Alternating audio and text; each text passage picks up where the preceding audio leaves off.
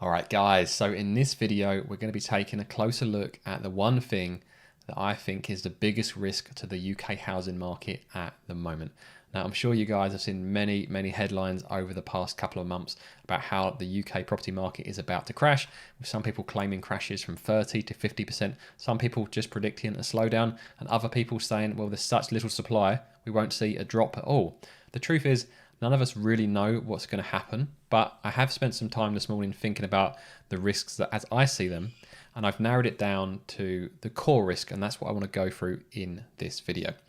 Now, I'm sure all of you are aware inflation is pretty much out of control at the moment, and this is slowly leading to a cost of living crisis. And that's what I want to go over in this video to show you potentially what that actually looks like. You know, we see all the headlines, but what does that look like in the real world? So what I've got here is a spreadsheet of outgoings. Now, this is an adapted version of my own outgoings. But what I've got here is 2021, 2022, and 2023. And what I want to do is compare potential costs over last year, this year, and potentially next year to see how the cost of living could increase, to give you an idea of potentially how much your bills could be increasing, and then think about the knock-on effect that could have on the housing market. Because if demand dries up because people can't afford it, then the housing market has to, at a minimum, slow down, but very likely correct, or worst case, of course, crash. So up first, we have mortgage payments. So for those of you that are homeowners, you will be familiar with how it works with the types of mortgage you get, whether it's a 2-year fixed, a 3-year fixed, a variable rate, a 5-year fixed. The most common seems to be a 5-year fixed, so that's what I've based it on. And for all of the things that I've got in this video, I've got some sources here and I'll paste those into the description if you want to dive into them. So what I've done, I looked at the rates from last year, the rates this year, and the rates next year to put down some typical monthly costs. And ultimately at the bottom, we'll end up looking at overall cost for what you might say is an average person in the UK. Now, I know there'll be many people who don't fall into these averages, or maybe there's only one person in the family, or 2 people, or 5 people in the family.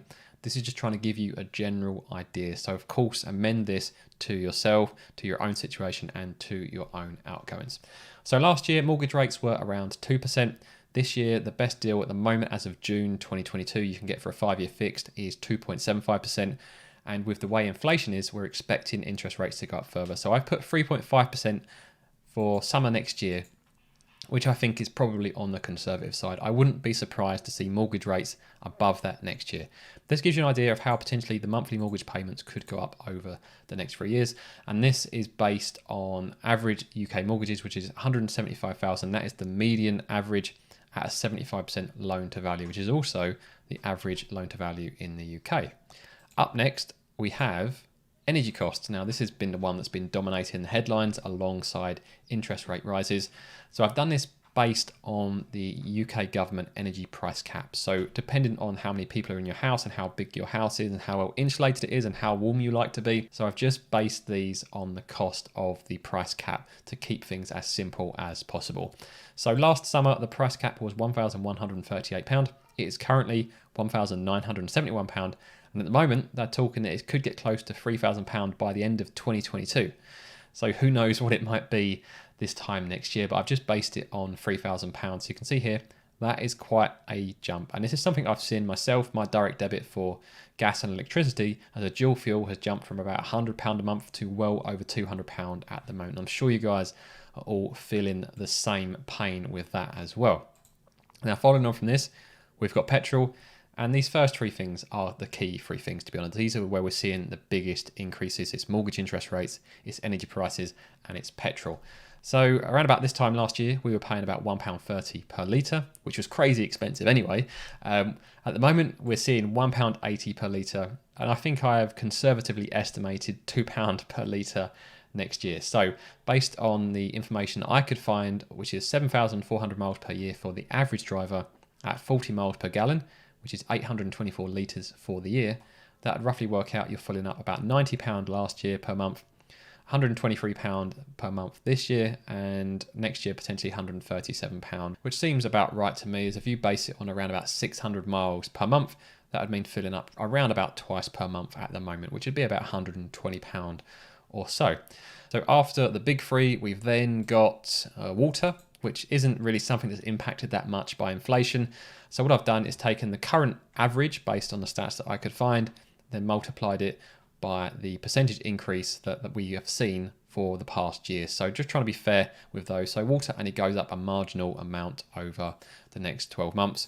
We've then got internet and landline. So the internet and landline plus, of course, your mobile, let's include that as well. Both of these work in a similar way. So at the moment, most of these providers try and tie you into a 2-year contract.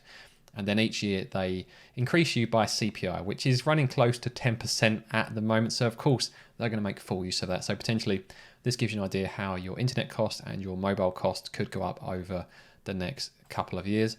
Following on from that, we have council tax. So this is based on an average Band D property, which is £1,966 for this year. And then based on the 3.5% increase from last year, that's what we're predicting future increases as well. So that goes up slightly per month. Following on from council tax, what else do we have?